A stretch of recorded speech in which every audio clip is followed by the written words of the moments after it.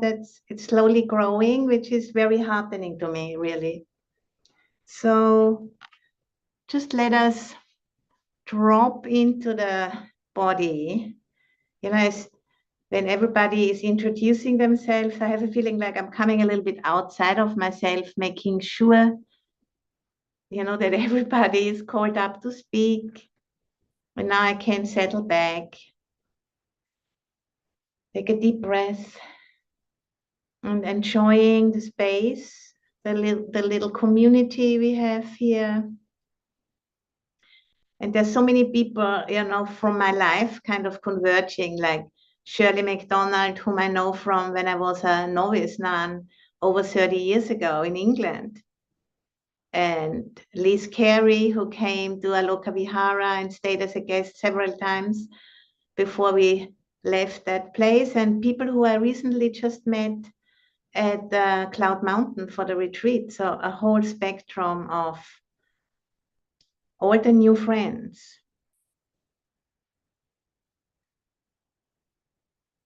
And the Buddha is on record for having said, that spiritual friendship, Sangha, is the most important element for the path, to really be, that we are able to continue on the path.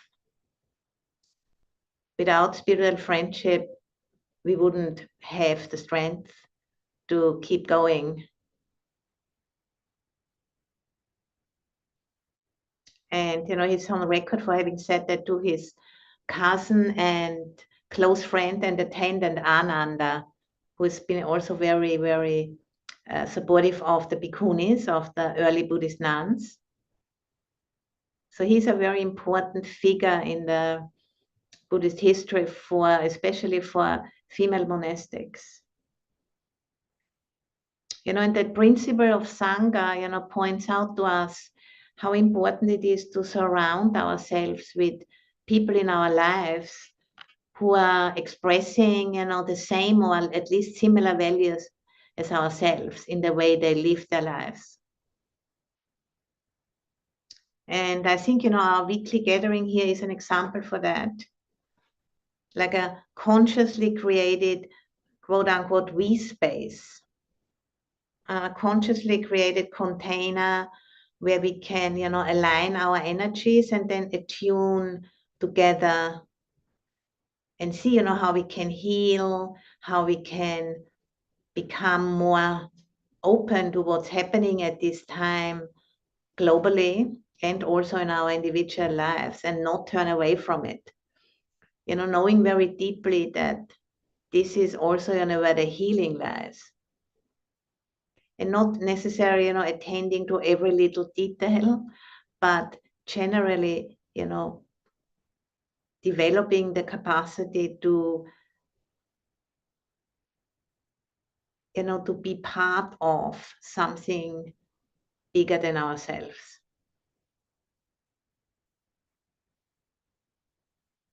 And that can be a virtual space like our space, or it can be a real material location like the Earth Room here in San Rafael, where we also meet, on a weekly basis on Saturdays.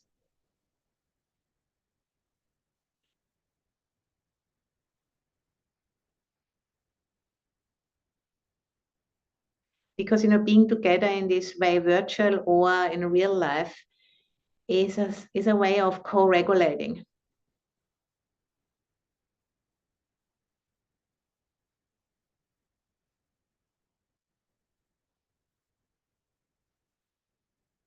As you are sensing into your body, sitting here in your own space, wherever you are, in Europe or in Auckland, just around the corner from here. I'm sure you can sense that there is a bigger space opened up through us meeting together in this way. And then inside of that bigger space, there's more capacity to be with our own experience directly. It's a sense of feeling reassured, feeling met, feeling seen. It's something very, very precious. and very foundational for practice. And this is why Sangha is considered, one of the 3 refuges.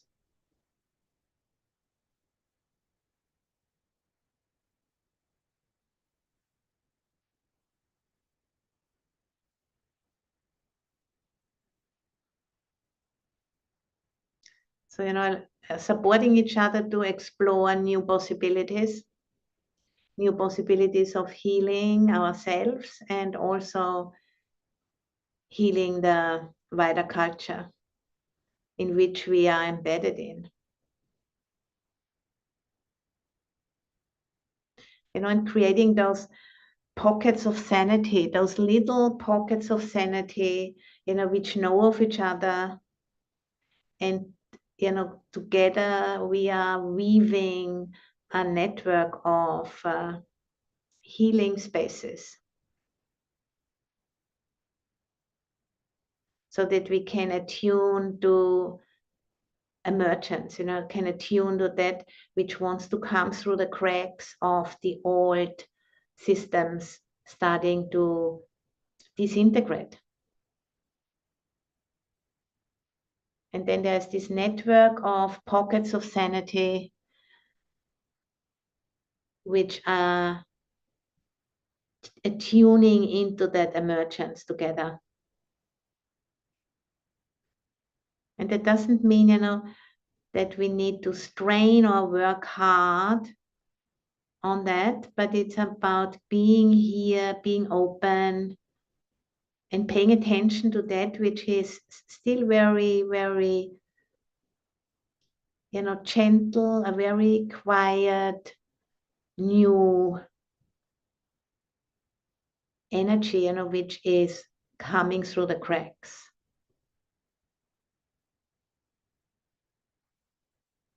And, if we don't have the reassurance from others, we might not even have the courage to really trust that this is what's happening.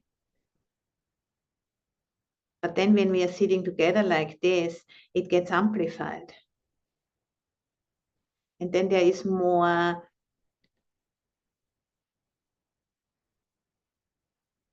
clarity coming through also that this is really there. It just isn't really tangible yet, but it shows its existence, by us sensing into it. Not relying on the seeing, seeing it with the eyes or hearing it with the ears, but sensing into it with the whole body.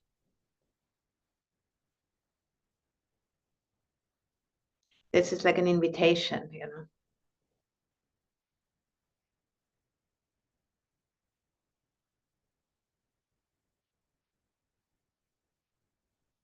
And in biology, we have the phenomenon which is called refugium, or in plural, refugia. And that's like a phenomenon, of regeneration of natural systems through these little pockets inside of the systems, which have been, impacted through some catastrophe or some something like, for example, explosion of a volcano. And, in the 80s, when Mount St. Helens in Washington, erupted and covered, like a big area with lava and ashes, scientists were assuming, it would take several hundred years for nature to come back in those spaces.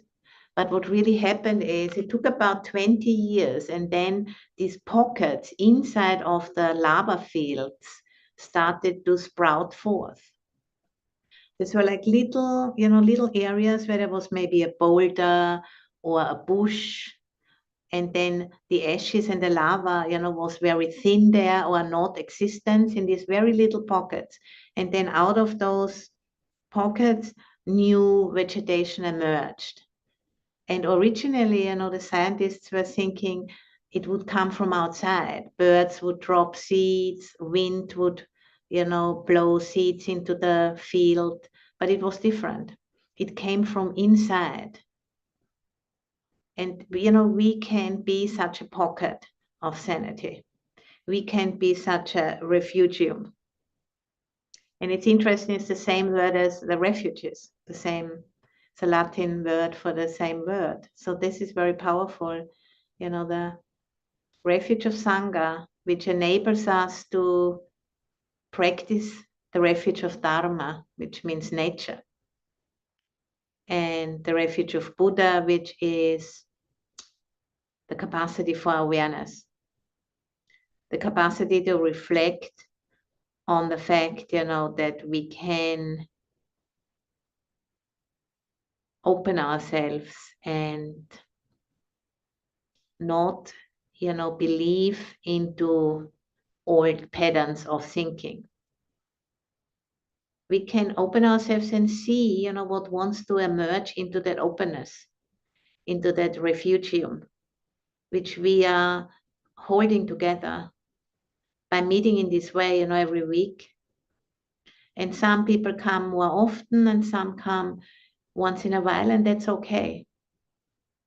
The consistency, you know, if a group is like as large as our group is now, about 20 people, there'll always be somebody.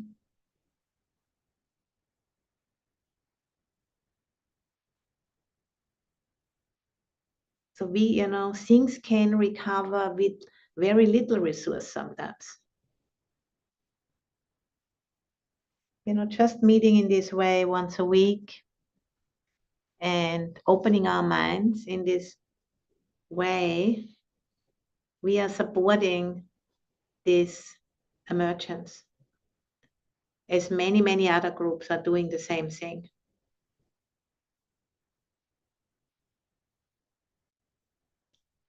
We are being one of those pockets of sanity, and that's really a very worthwhile thing to do.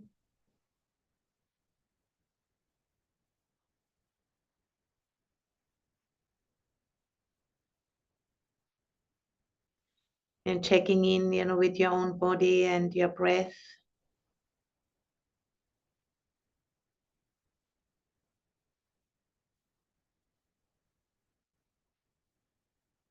And building the capacity to connect with our direct experience in the moment.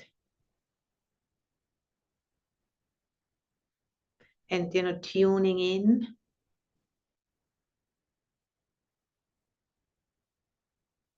with our own bodies, which are not separate from the earth, from the planet Earth. Really landing here in this gathering.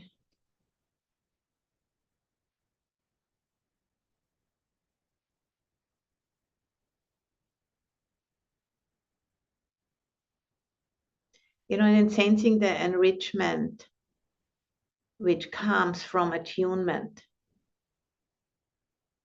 If you are always, you know, on to the next thing and never really stop and connect with what's happening, there's always a sense of poverty and, you know, not finding, not having enough. But if we can really stop and drop deeper, this is where we can find direction.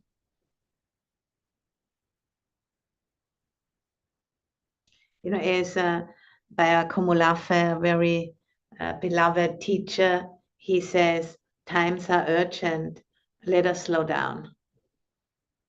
Let us stop running, you know, in this crazy pace, running, and not knowing where we are going.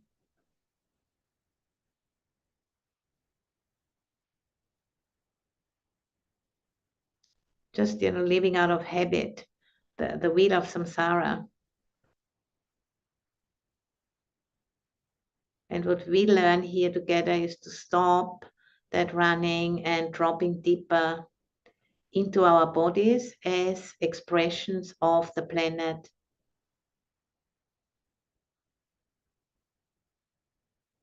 as as Akumulafe calls it, secretions of the planet. And through that very fact, we are in total dialogue with the planet if we have the capacity to attune to it, because we do have the equipment, because our bodies are parts of the planet. They are the planet in constant exchange. And this is something to really investigate. Because once we stop and take that in, it makes a lot of sense.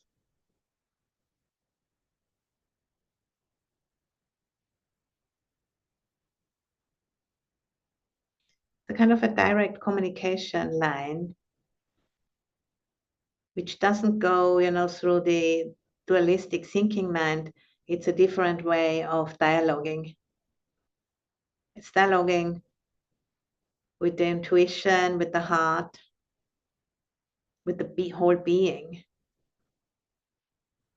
And that's, what allows emergence. And then over time, it translates itself into whatever is the right thing for the individual, whatever the gifts and the medicines are we have been given at this birth. This is how we show up. This is how we contribute.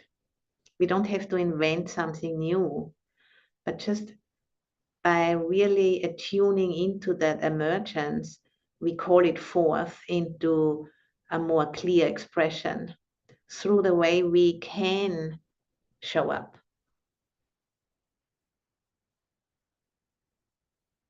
And, allowing ourselves to be surprised.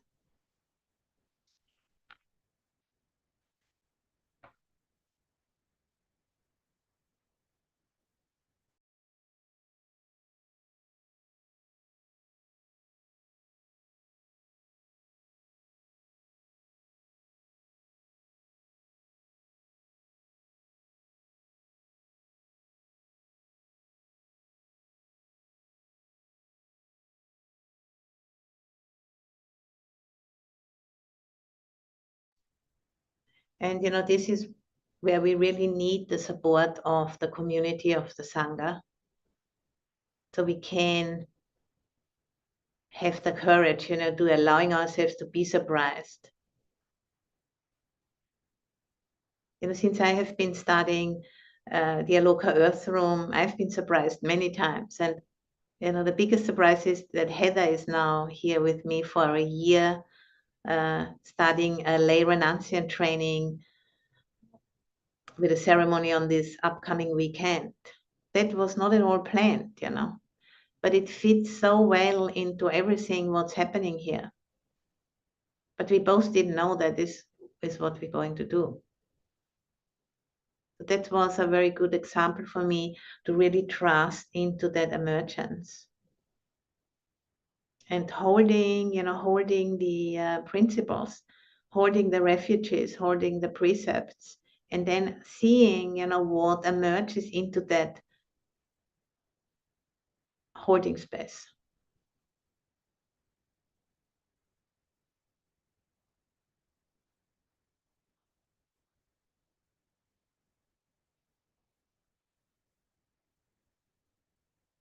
Just by simply, bringing the capacity to sense and feel more fully back into our lives. Particularly, being able to be with the highs and the lows.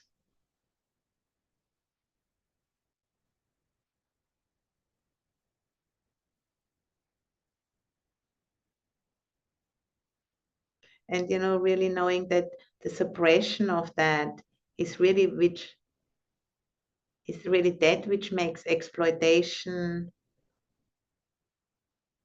and racism and capitalism and all of those inhumane systems, which makes it possible. But just shutting down, and thinking we have to just get through it by not feeling it, by not sensing it. And then, we get more and more numb, more and more disconnected, more and more impoverished.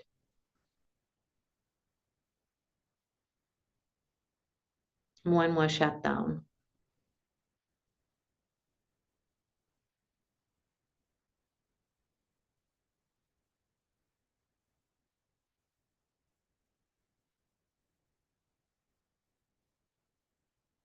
So allowing that feeling and sensing to come alive again, that's what we need in the world right now.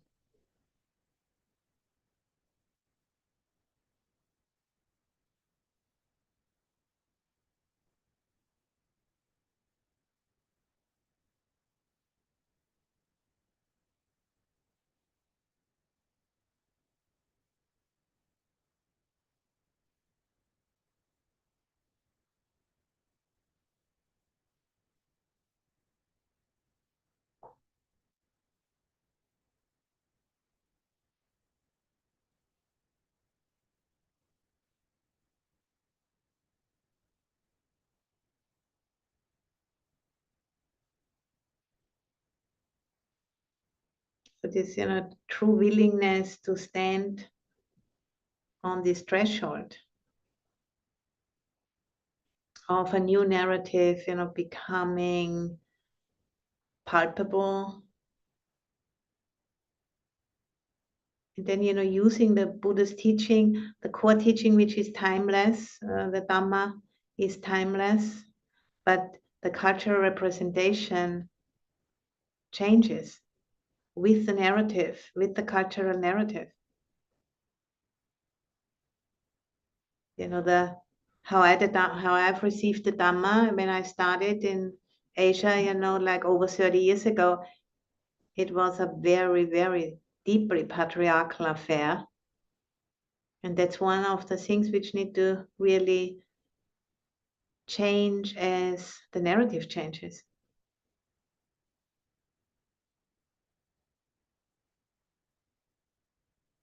As the earth, as a living being comes more into the center of our consciousness.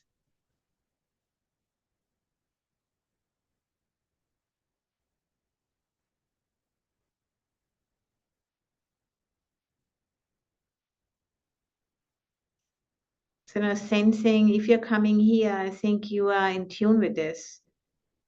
And, sensing your own willingness in your own body, that you already kind of know that this is what takes you here, even you mightn't really be able to, come up with some clear sentences about it. But in your body, you already know, you're already sensing that. And then it might also bring up some fear and doubt at times, which is part of that. This attunement, this dropping deeper.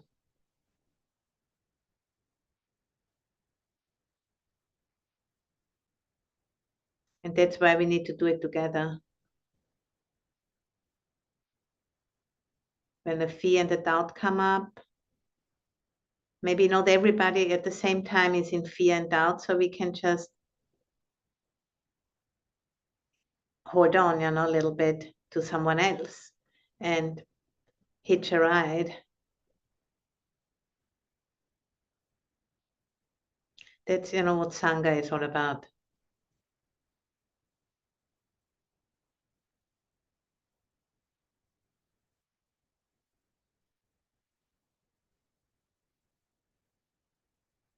It's crucial, for our individual health and for planetary health.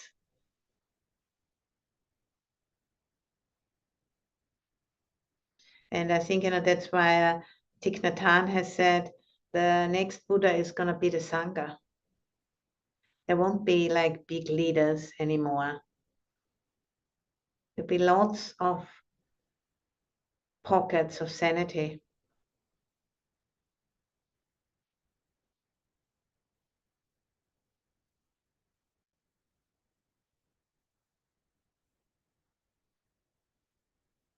Leading together by weaving these networks.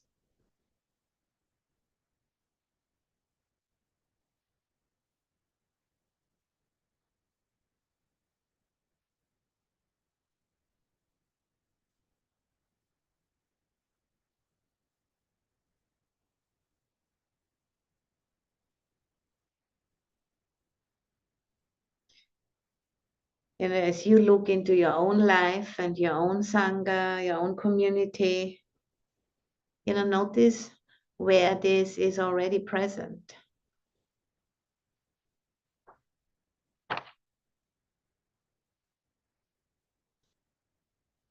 It's by very simply noticing that you have taken the time to be here today.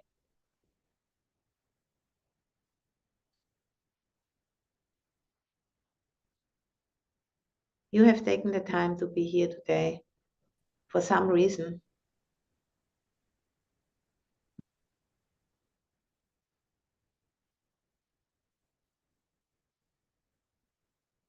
Then honoring that, that kind of knowing in yourself, by really recognizing it, it will become more palpable if you recognize it.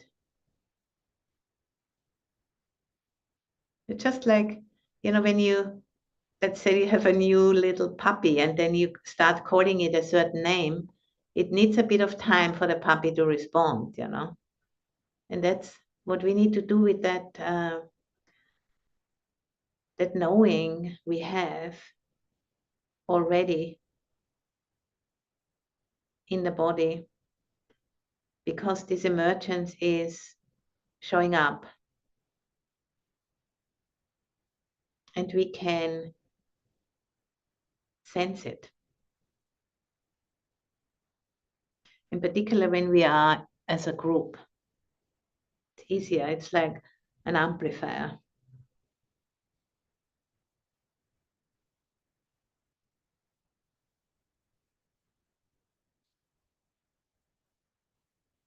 So honoring the awareness that there's something calling you, which means that you already know something.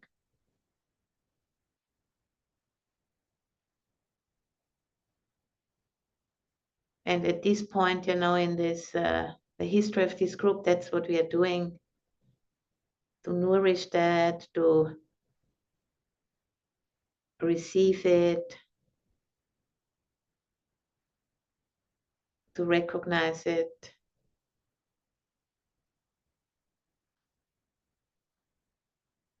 to host it.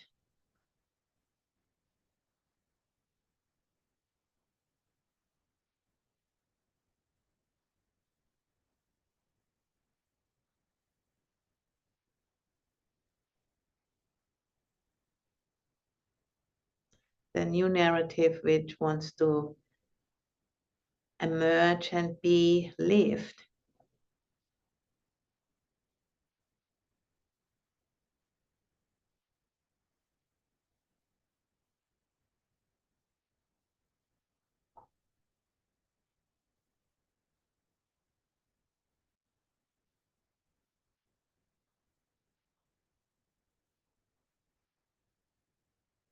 That you already have connected with that in yourself. That's what brought you here. You already have that, and you already have like a place where you can come with it. And the place in yourself, you can come back to.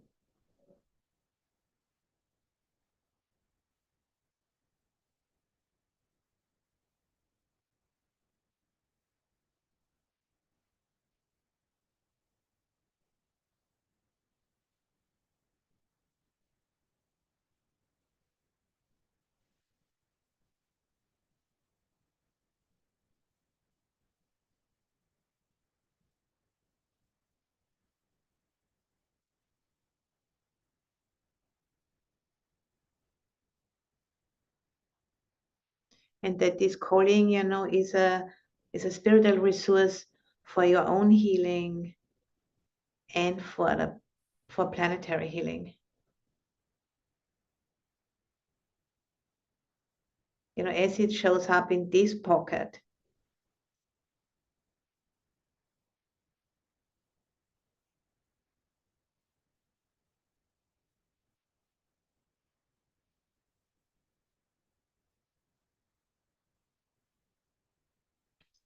So just, sitting and feeling, sensing that which calls you, which calls us. That's an important resourcing practice for us.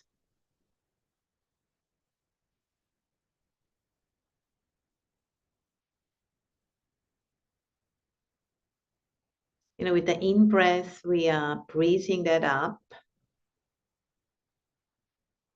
and into the whole body.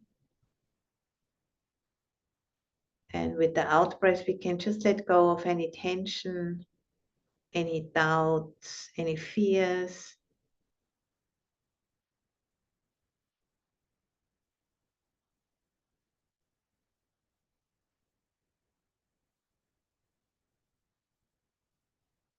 Letting go of thoughts.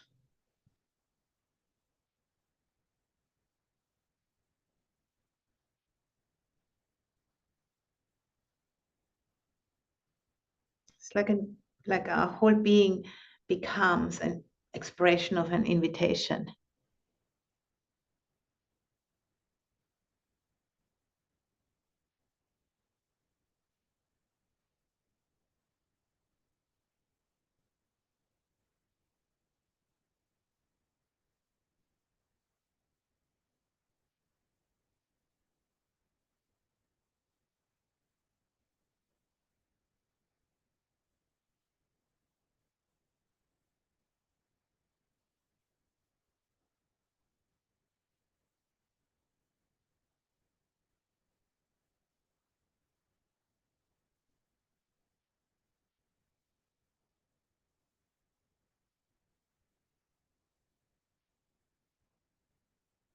And also being aware of the space in this room, which doesn't end at the wall of the room, the walls of the room, but goes on limitless.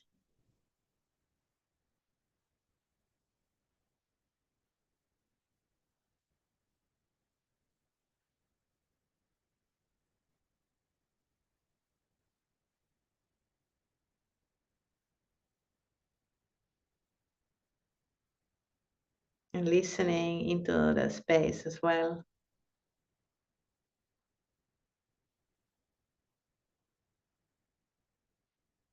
As the body and the space are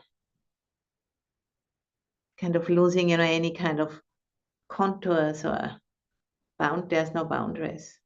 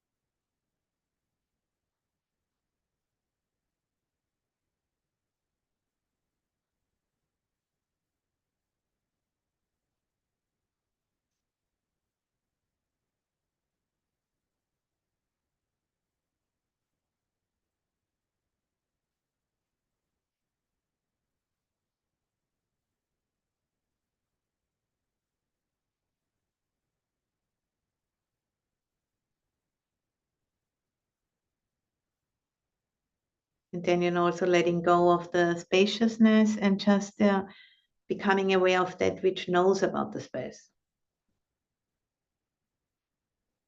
It's like almost if making a U-turn. Awareness, becoming conscious of itself, like a mirror, becoming conscious of its capacity to reflect.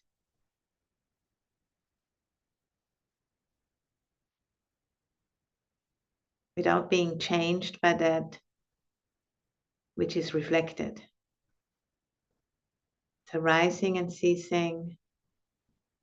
There's that knowing,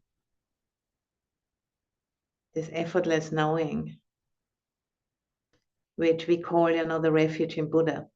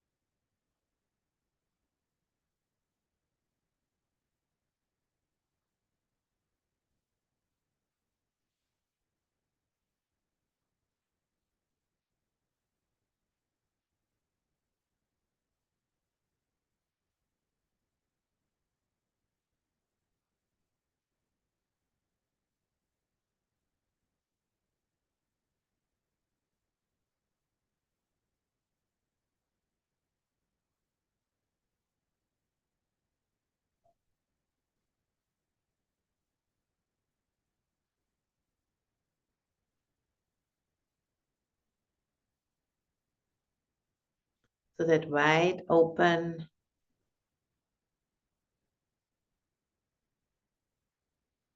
knowing,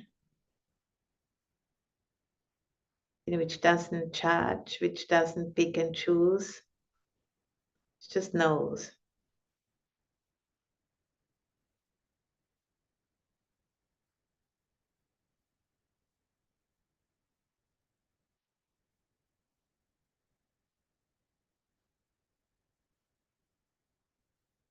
And allows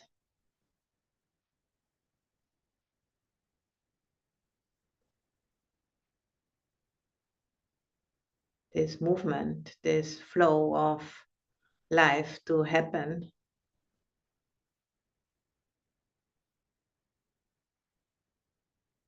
And out of that, fully turning towards the next step will emerge in the way which is right for you or for me.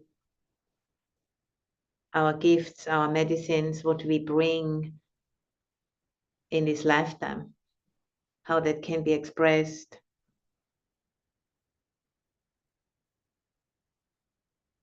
in our circumstances.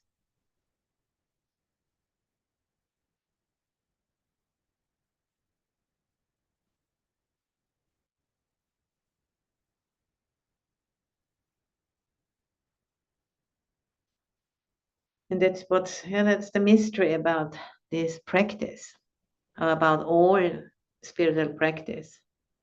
Is through really opening and not resisting the lows and the highs.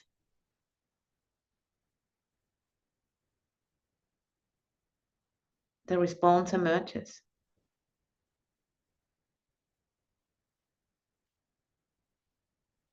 Which is called, in the Buddhist teaching, it's called the Noble Eightfold Path, the middle way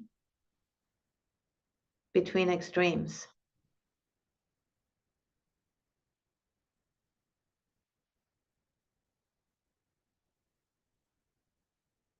The extreme of turning away and suppressing, and the extreme of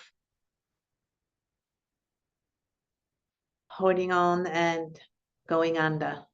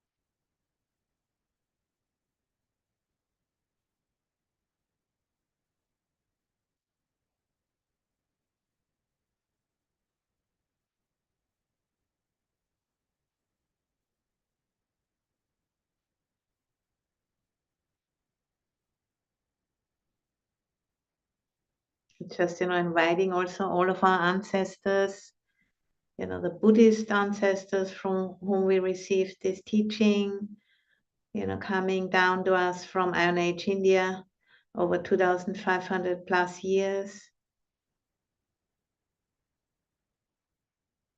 And our own, ancestors in our family line who gave us these bodies, which, we have been developed on this particular planet, for over 4 billion years. We have received so much. And it's already working. Just need to hold it in the right way.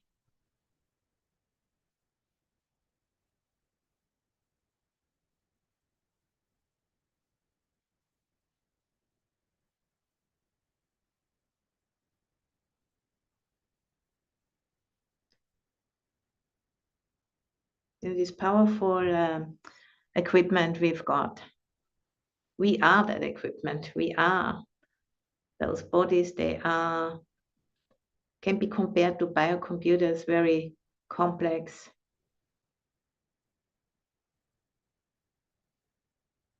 Evolutionary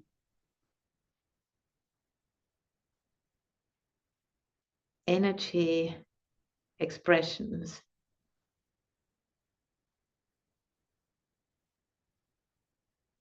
Which, if we are looking at them in a different way, they reveal new possibilities.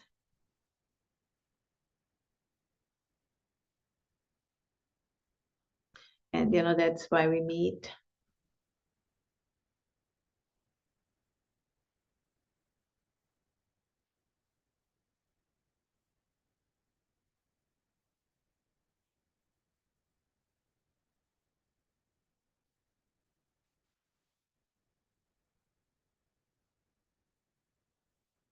So, being a good ancestor and able to provide something for the next generations to stand on as they are going to more fully, embody this shift, which we are just feeling the beginnings of. They really need our support. That's our work to do.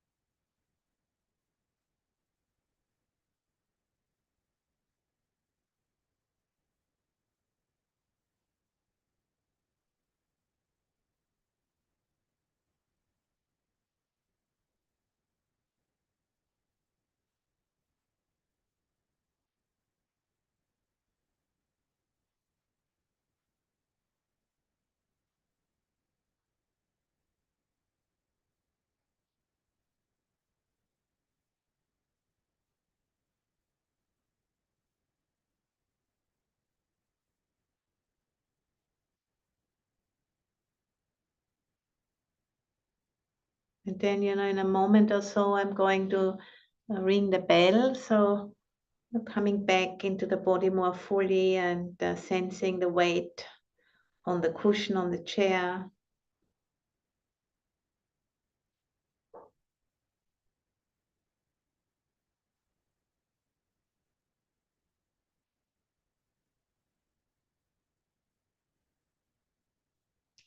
And and those who are with me in this group since the very beginning, like Heather and Jack, Andrea, and a few, Crystal, few, Katrina, few others of you,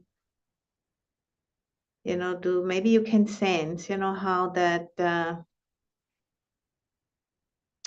attunement has become more, has gained some depth, as we have been doing this now since the end of April of this year. There were about, like, I think, maybe like 28 meetings or so, 27, 28, 29. And there's a response, a palpable response. And this can be, a vessel to receive that response, however it wants to show up, because we don't know.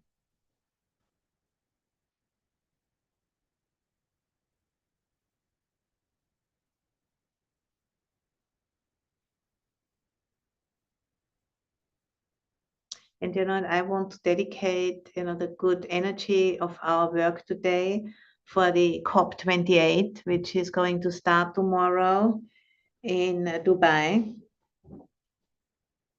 from November 30th to December 12th. And the whole situation doesn't look very promising, but it's something which needs to happen. And we can, observe and share the good energy and the sincerity of our aspirations with all of those people. I think it's be over 70,000 people attending, for the benefit of all sentient beings.